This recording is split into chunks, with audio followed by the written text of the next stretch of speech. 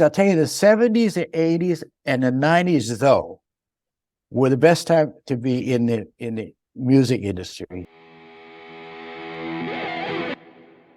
I just want to hear about the Geffen story. The guy, the prominent member of Geffen that didn't like. Well, they signed you. They liked the songs, but he wanted to. Was it the lyrics changing and the parts changing and things like that? Story. I must have shot my mouth off on another podcast. Yeah, this guy. I mean, I don't want to dignify him by saying his name, but he was like the most important A&R guy. If you do some research, you'll figure out who it is. He loved the songs. He didn't like the lyrics. He didn't like A Fine, Fine Day for a Reunion is about it. My uncle that I didn't actually have, but I invented, who'd gotten out of prison, been in prison for 20 years, and he comes out and he'd hidden some money, and they were still after the money, and it's the mafia type thing. This is a story, and he didn't like that lyric. He wanted to be called "In the Heat of the Night." Now that's all I'm going to tell you.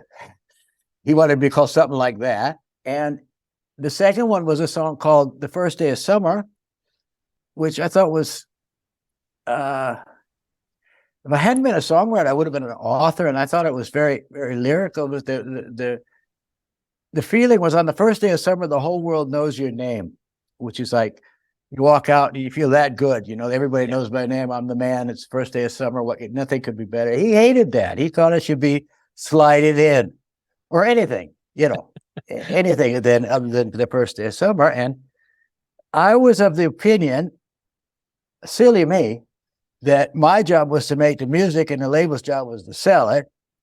And this was exactly in the early 80s where that was changing, where A&R guys at these big labels, Geffen included, would actually sit with the artist from soup to nuts through the whole procedure and be able to say things like, "I think you should change these lyrics."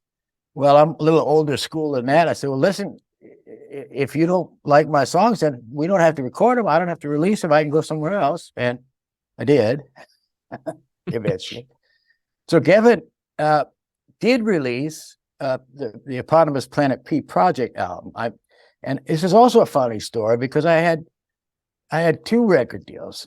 Yeah. I actually had 3, but I had 2 record deals, which nobody ever has. One under Tony Carey and one under Planet P. And Planet P was like a science fiction concept album. Very tongue-in-cheek. I mean, Why Me? The first single was about an astronaut that gets a panic attack when he's on with the countdown, 10, 9, 8, 7. He says, "No, I don't, change my mind, fellas." And it's too late. And my Fine, Fine Day, First Day of Summer, the songs from Tony Carey were story songs with a protagonist and a story and a beginning, middle, and end. And so we'd already agreed, okay, I could be in Tony Carey videos, but I can't be in Planet P videos because that'd confuse everybody even more than they already were, including me. And Geffen, the David Geffen Company signed both of those projects. And we released the Planet P record. It did fairly well, Why Me in particular, but there was 3 songs that made it to MTV. There was 3 MTV videos, and it was got a shit ton of radio in America and in Germany and in Japan and in all around Europe. And so that was that.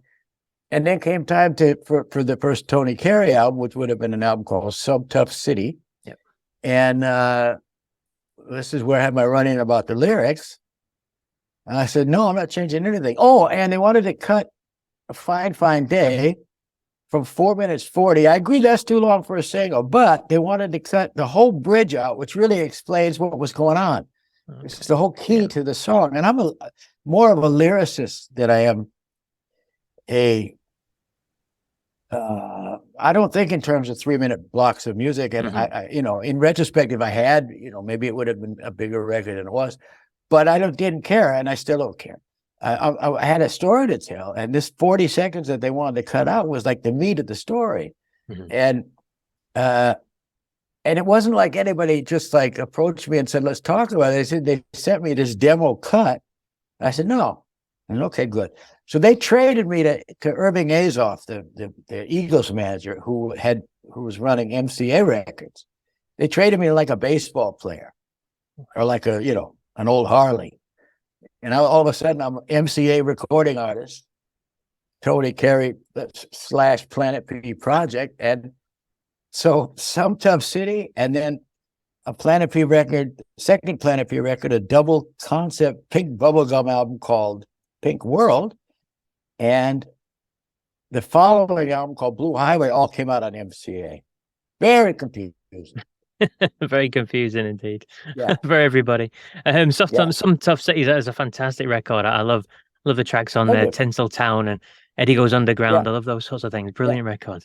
In terms of autobiographical, one word to that, these are complete autobiographical. I mean, I lived in the seamiest side of LA, which is West Hollywood, for several years, and these are all like true stories.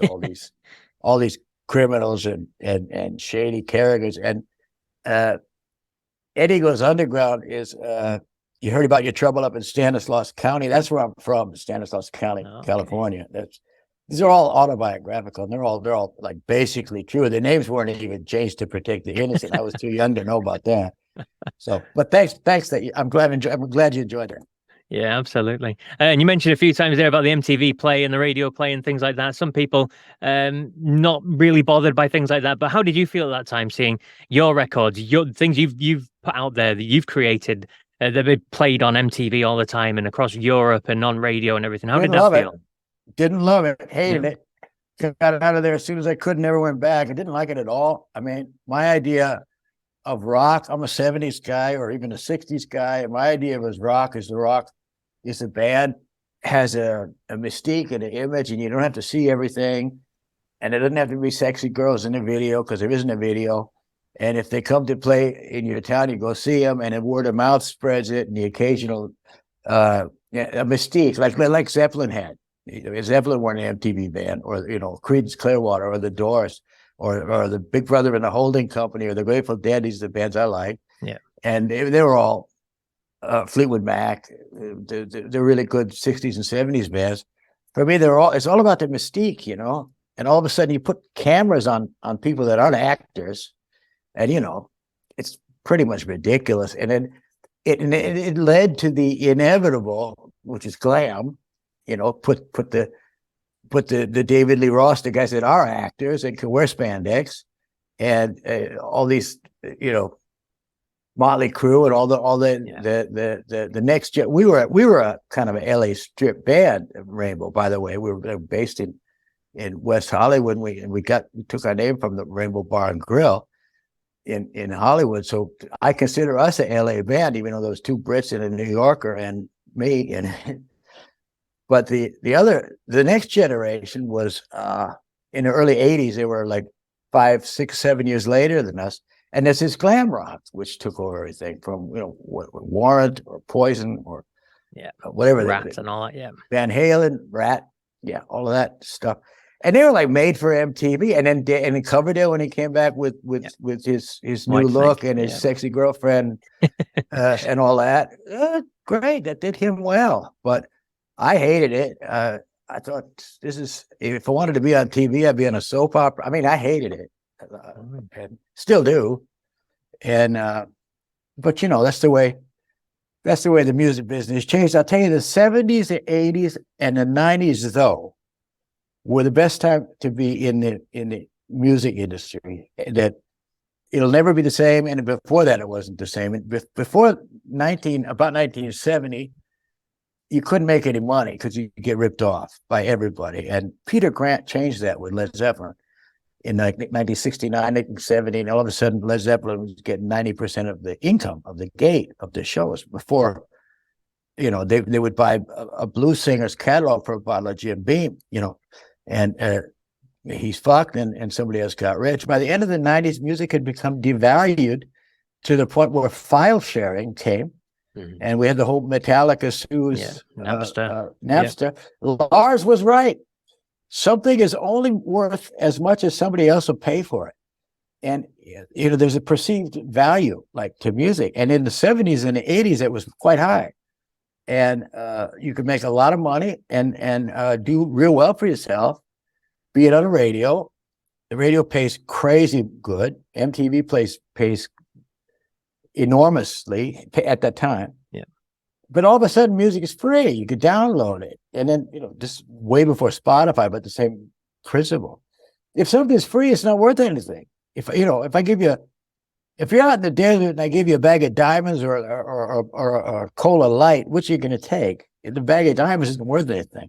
Yeah. And if music is free and you can get it on demand and not pay anything for it, and then we'll go watch your bands on MTV for free, it kind of it demonetizes it and waters it down to the point that it's really tough to make a living making music.